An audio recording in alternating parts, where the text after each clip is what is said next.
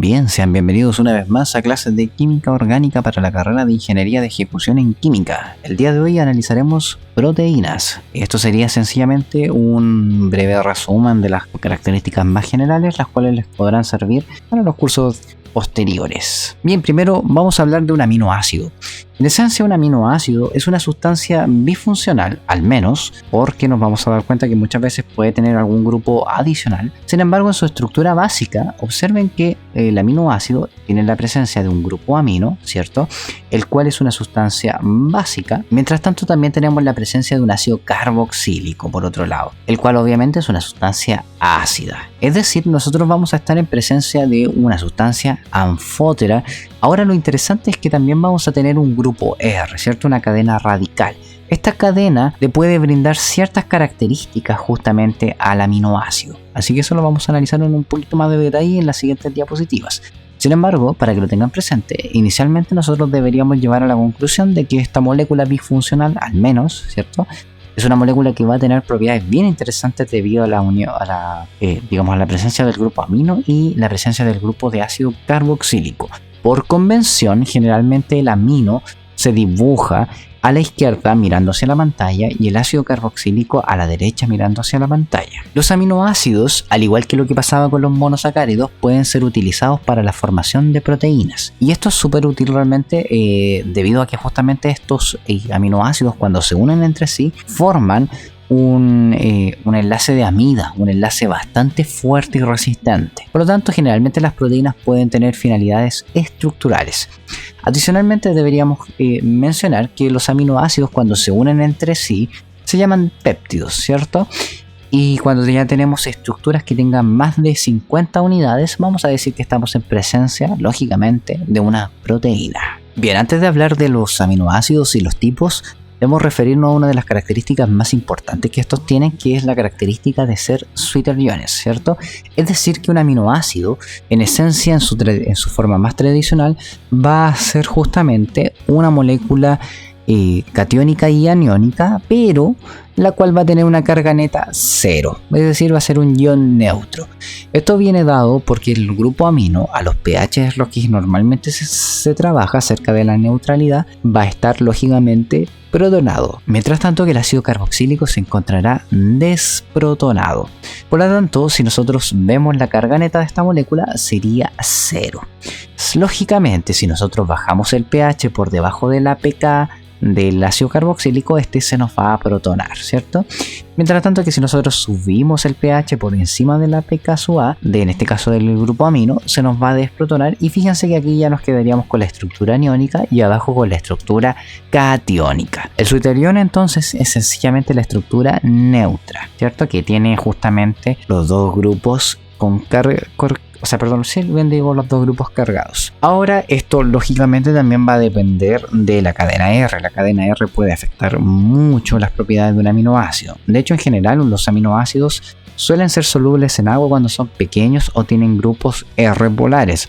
Sin embargo, cuando tenemos grupos R que sean bastante grandes, probablemente estemos en presencia de una molécula insoluble, ¿cierto? Por lo menos en solventes polares. Bien, lo que yo les acabo de comentar del sweeter-ion es bastante importante, puesto de que el pH va a afectar bastante la carga neta de la estructura, y esto puede ser utilizado de diversas formas. Por ejemplo, hay una técnica bastante importante que se llama electroforesis, que utiliza justamente un método de separación a través de cargas eléctricas. Adicionalmente, cabe destacar que esto también va a implicar que muchas veces estos compuestos se comporten de manera distinta dependiendo del pH, porque fíjense que vamos a pasar desde un ion neutro a un catión o a un anión, ¿cierto? Bien, obviamente todo eso depende de la cadena R que tengan los aminoácidos. De hecho, en la imagen estamos viendo los 20 aminoácidos más tradicionales, y observen que tenemos aminoácidos los cuales tienen cadenas R no polares, como los que tenemos acá en la primera recuadro, ¿cierto? Todos estos tienen cadenas R no polares. Sin embargo, habrían algunos que suelen ser solubles en agua, obviamente,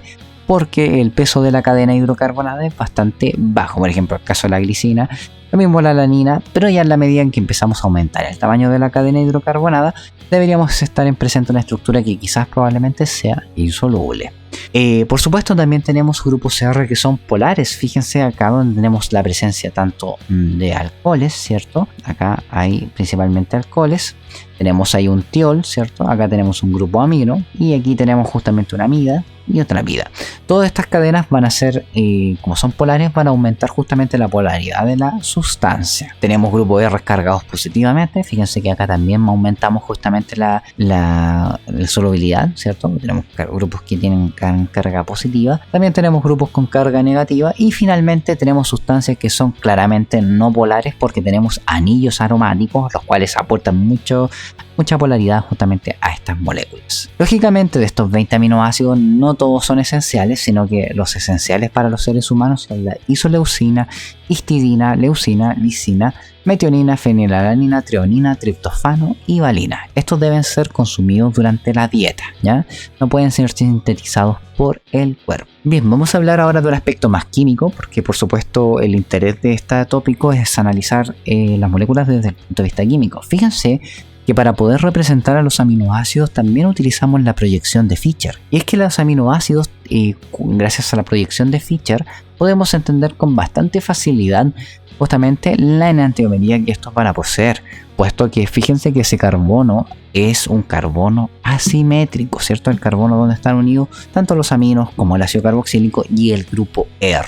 Recuerden, a modo de recordatorio, que la proyección de Fischer, lo que ustedes deben hacer para comprenderla es acordarse de que estas unidades, las unidades horizontales, están mirando hacia nosotros, ¿cierto?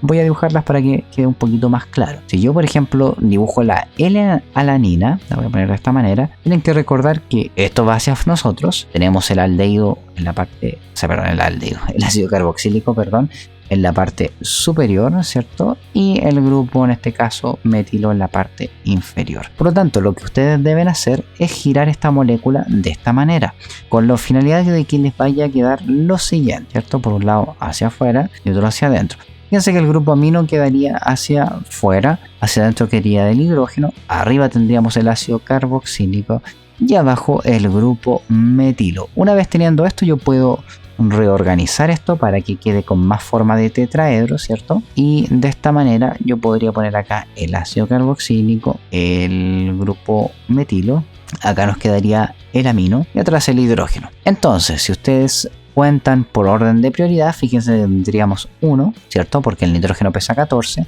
el carbono pesa 12, ¿cierto? Y obviamente este es mucho más importante que este de acá, así que tendríamos el siguiente orden. Como pueden darse cuenta, es ese. Entonces, acá se utiliza la misma proyección de Fischer que nosotros vimos para el caso de los monosacáridos. De hecho, observen que también le vamos a asignar el descriptor D o L dependiendo de la enantiomería, de la configuración que tenga este carbono. Si es una configuración S, le vamos a asignar el prefijo de L, mientras tanto si es R, el prefijo de D. Lo interesante está en que los aminoácidos en la naturaleza casi todos son L, ¿cierto? Si en el caso de los hidratos de carbono casi todos eran D, en el caso de los aminoácidos son casi todos L, ¿ya? Voy a borrar acá. Así que como les comento, podemos utilizar exactamente lo mismo. Continuamos. Bien, vamos a hablar del punto isoeléctrico. El punto isoeléctrico es el pH al cual nosotros nos vamos a encontrar en la presencia del suéter ion, ¿ya? Y el punto isoeléctrico se hace importante puesto que nos permite justamente saber a qué pH debemos trabajar. Por ejemplo, si queremos lograr una reacción determinada, a qué pH, por ejemplo, se nos desactivan los grupos, a qué pH estos pueden ser utilizados, por ejemplo, como un medio de ataque, y también obviamente para su separación. El punto isoeléctrico se determina mediante un promedio entre las dos pKa, digamos, más cercanas. Por ejemplo, veamos el caso de la alanina. Fíjense que están promediando tanto la pKa del ácido carboxílico como la del ion amino, ¿cierto? Y si ustedes lo notan, el valor que nos da es justamente 6,02. ¿Qué es lo que indica esto? Que si yo llego a 6,02 voy a tener justamente la presencia del suéter ion, ¿cierto? La estructura esta que es neutra, a pesar de tener una carga positiva y una carga negativa. Ahora, lógicamente, el punto isoeléctrico va a depender de la cadena R. Dependiendo de la cadena R, puede ser que las pKa varían un tanto, y esto obviamente va a cambiar el punto isoeléctrico, ¿ya? Ahora, ¿cómo nosotros podemos entender esto? Fíjense que acá tenemos la comparativa entre el punto isoeléctrico y ¿Qué es lo que pasa con el punto isoeléctrico? En función de la carga neta, ¿cierto? Como teniendo como variación el pH. Observen que a pH, digamos, por debajo de la pKsU1, ¿cierto? De la del ácido carboxílico, tenemos una sustancia que claramente está cargada positivamente. Pero una vez que vamos desprotonando justamente el ácido carboxílico, ¿cierto? Fíjense que la carga neta cae completamente hasta llegar al punto isoeléctrico donde tenemos carga neta 0. Y posteriormente a eso tenemos la desprotonación del ion amonio que tenemos ahí enlazado justamente CH, con la finalidad obviamente de bajar la carga neta a por debajo de 0. Ahora, ¿qué es lo que ocurre cuando nosotros tenemos más de un grupo o de una cadena R con la presencia o la capacidad de liberar o ceder protones, ¿cierto? Nos vamos a encontrar que para calcular el punto isoeléctrico deberemos utilizar las dos pKsUA más cercanas, ¿cierto? Y con ello nosotros determinamos el pH adecuado para trabajar con la sustancia. Si ustedes analizan el primer caso, que es el ácido aspartico, observen que la cadena R tiene justamente un grupo de ácidos, ¿cierto? Por lo tanto, cuando nosotros determinemos el punto isoeléctrico, la vamos a hacer con la determinación de las dos más cercanas, ¿cierto? Ahí está. En cambio, cuando nosotros solamente tenemos los grupos de ácido carboxílico y el grupo amino proveniente de la estructura original, claro, ahí solamente depende, lógicamente, del pKsUA de estas dos unidades. Y aquí tenemos el caso contrario. Fíjense que acá tenemos un grupo básico, ¿cierto? Por lo tanto, la pKsUA, el punto isoeléctrico va a depender del pH justamente de la pKsUA va a depender del promedio de las pKsUA de este grupo amino, como también de la pKsUA del grupo de amino de abajo, ¿cierto? Y de esta manera determinaremos el punto isoeléctrico para una estructura la cual posee dos grupos básicos. Bien, y ahora viendo todo esto, vamos a continuar con los enlaces covalentes entre los péptidos, o también conocido como enlace peptídico. El enlace peptídico o el enlace, digamos, covalente de los péptidos, como ustedes pueden darse cuenta, es claramente un enlace del tipo amida, ¿cierto? Lo interesante de este enlace es que, en el monito ya se ve claramente, nos podemos tener una resonancia bien interesante entre estos grupos. Si ustedes se dan cuenta, el átomo de nitrógeno tiene un par de electrones que puede utilizar para producir esta resonancia, con la finalidad de tener esta estructura. Lo interesante de esto es que el enlace que une tanto el carbono con el nitrógeno tiene una presencia o tiene una situación en la cual tiene una tendencia a formar un doble enlace, ¿cierto? Tiene una cierta capacidad de doble enlace. Y esto se debe justamente a la resonancia. Adicionalmente, esto hace que esta estructura delocalizada sea mucho más estable y por lo tanto sea mucho más resistente. Esto hace que las proteínas tengan enlaces muy resistentes, ¿cierto? Obviamente, como tenemos esta formación de este doble enlace debido a resonancia, la rotación frente a este enlace, ¿cierto?, no está permitida. ¿Ya? Eso hay que tenerlo en claro. Obviamente, al igual que lo que pasaba con los monosacáridos, cuando ocurría la unión entre justamente el hemiacetal y el alcohol, se liberaba una molécula pequeña como el agua.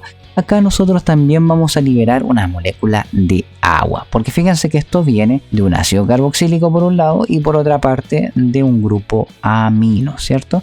Entonces observen de que el ácido carboxílico aporta el OH y el grupo amino aporta un hidrógeno. ¿Ya? Bien, vamos a hablar ahora de la clasificación de las proteínas. Ya sabemos que las proteínas son estas grandes macromoléculas, las cuales tienen funciones específicas. Para empezar a hablar de la clasificación de las proteínas, la clasificación más sencilla es en si la proteína es simple o conjugada. Una proteína simple es aquella la cual, al ser hidrolizada, solamente va a generar aminoácidos, nada más. Ahí tenemos el ejemplo de la albúmina sérica humana que se encuentra en la sangre, en el suero principalmente, la cual es una proteína simple. Si se hidroliza, sencillamente encontramos netamente los aminoácidos constituyentes. Pero también tenemos proteínas conjugadas, donde tenemos la presencia de otros grupos que no son precisamente proteínas. Por ejemplo, el caso de la hemoglobina, donde tenemos un grupo hemo, ¿cierto?, dentro de esta estructura. ¿Ya? Bien, si seguimos clasificando las proteínas, nos vamos a encontrar que una segunda clasificación general es si son filamentos o son globulares. Una proteína filamentosa es aquella en la cual forma cadenas bastante largas y resistentes, las cuales pueden cumplir ciertas funciones en un organismo vivo, ¿cierto? Por ejemplo, como es el caso de los tendones, que están hechos mediante colágeno. Lo interesante de las proteínas fibrosas es que la estructura, en este caso del colágeno, se une tan cerca una de otra que forma una estructura tremendamente compacta, haciendo evidentemente que sean bastante resistentes a estas estructuras. De hecho, observen ahí la imagen por microscopía de barrido electrónico, lo preciosa que se ve, porque se ven justamente estas rayitas que tienen el colágeno de los tendones, ¿cierto? Mientras tanto, que en el caso de una proteína globular, es una proteína la cual ya no está extendida, es una proteína más fibrosa, más compacta, ¿cierto? Y adicionalmente, este tipo de proteínas suelen ser solubles en agua, a diferencia de las fibrosas, que al ser tan compactas suelen ser insolubles. Tenemos el caso, por ejemplo, de la hemoglobina nuevamente, ¿ya? Otro ejemplo de la proteína fibrosa puede ser el pelo, ¿ya? El cabello, que está formado principalmente por queratina, al igual que las uñas también. Fíjense que está formado por esta proteína, la cual debería ser una proteína fibrosa debido a que le da resistencia al cabello, ¿cierto? Mientras tanto que, por ejemplo, ahí tenemos la insulina, que es una proteína globular y soluble. Recuerden entonces que las proteínas del tipo fibrosas suelen ser insolubles debido a que tienen esta función de fibra, ¿cierto? De dar resistencia. Bien, en esencia, cuando nosotros hablamos de una proteína, la vamos a poder clasificar en cuatro niveles generales que nos van a indicar, digamos, en qué tipo o cómo está armada justamente la proteína. El primer nivel se conoce como estructura primaria y da cuenta de la secuencia de aminoácidos, nada más que eso. Los ángulos de enlace, por supuesto, y la distancia de los mismos, pero solamente da cuenta de la secuencia de enlaces. Mientras tanto que la estructura secundaria ya estamos viendo segmentos los cuales están adoptando formas determinadas, llámese se están enroscando en lo que se conoce como alfa hélice o están generando láminas plegadas mediante interacción de puentes de hidrógeno. Posteriormente tenemos la estructura terciaria, en la cual nosotros lo que tenemos es que la proteína comienza a enrollarse. Lo mismo que vimos en la estructura secundaria se repite hasta alcanzar el tamaño total de la estructura terciaria. Y finalmente tenemos la estructura cuaternaria, donde ya se unen varios grupos para formar justamente una gran macromolécula, ¿cierto? Ahí tenemos un ejemplo donde cada una de las proteínas coloreadas representa una proteína única, por supuesto. ¿Ya? Bien, esta imagen es mucho más clara a la hora de entender cómo la estructura va cambiando desde la primaria a la cuaternaria. De hecho, observen que acá solamente tenemos la secuencia de aminoácidos, cómo esta se va organizando, ¿cierto? En estructuras ya un poco más ordenadas. Finalmente ya hemos visto toda la estructura, cómo se pliega en el caso de una estructura terciaria. Y finalmente, si nosotros la unimos a otras macroestructuras, tenemos justamente las proteínas del tipo unidades cuaternarias, ¿cierto? Bien, y para ir finalizando vamos a hablar de una propiedad bien interesante de las proteínas que se llama desnaturalización. Generalmente todas aquellas estructuras que nosotros acabamos de ver son estructuras relativamente frágiles, ¿cierto? Que dependen de interacciones bastante débiles. Por lo tanto, nosotros podemos producir ciertos cambios sobre esta estructura, llámese por acción de la temperatura, la presión, muchas veces puede ser la incorporación de algún agente adicional, y esto provoca que estas interacciones delicadas se rompan, haciendo justamente que la estructura colapse y caiga justamente o se separe de la fase, mejor dicho, ¿ya? Por ejemplo, ahí tenemos el caso del huevo. Fíjense que cuando uno calienta el huevo, ¿cierto? Ya sea un huevo duro o un huevo frito, se forma justamente una estructura sólida que lo que está implicando es la desnaturalización de la proteína. Y con ello, evidentemente, la pérdida de sus características iniciales. Lo cierto es que es imposible volver atrás cuando una vez se produce la desnaturalización. A todo esto, en teoría, hay un artículo que habla de un grupo de científicos que lograron volver atrás, pero no sé qué tan confiable sea y para cuántos tipos de sustancias sirve, ¿ya? Ahora, en esencia, la desnaturalización obviamente va a afectar las propiedades biológicas, como yo les había comentado.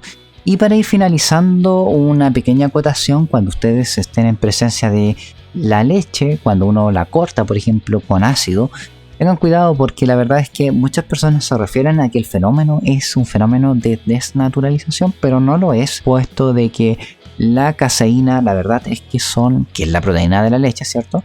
Son estructuras esféricas que forman micelas, ¿ya? Entonces, en ningún momento, digamos, lo que estamos haciendo es desnaturalizar. Además que no hay estructura terciaria casi en la caseína. Lo que hacemos es afectar los grupos fosfatos que hay adentro que unen estos glóbulos de micelas. y con ello producimos justamente el colapso, pero nuevamente consideren que no es una desnaturalización, sino que ahí solamente estamos colapsando las micelas. Y bien, con esto ya terminaríamos la parte de proteínas y dejaríamos lista la materia de este curso. Cualquier duda que tengan pueden escribirme a mi correo y que estén muy bien. Saludos, cuídense mucho.